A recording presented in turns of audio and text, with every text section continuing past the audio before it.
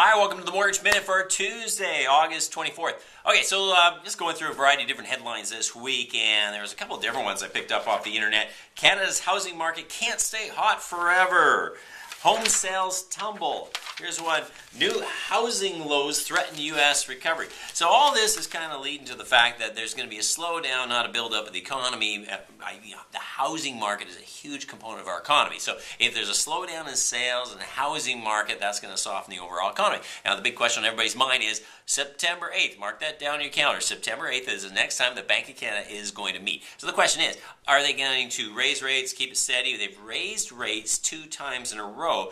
Arguments suggest now, with headlines like this, it's quite likely they're going to step back and say, let's just take a wait-and-see approach. I personally think they're going to back off from further tightening and further raising of rates, rather.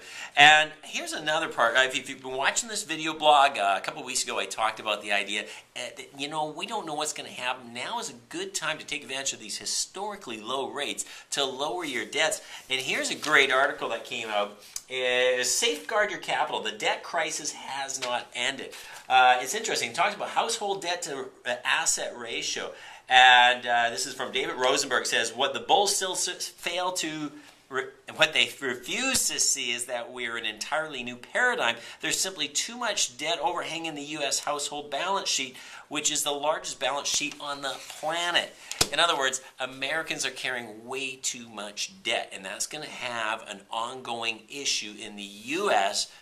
As we know, we're not immune to problems down there. We might have healthier balance sheets, but if they don't get their stuff together, we're going to feel the impact up here. So speaking of rates, today again, the bond yields are lower. The rates came down across the board for most lenders today. We're seeing 5-year rates below 4%.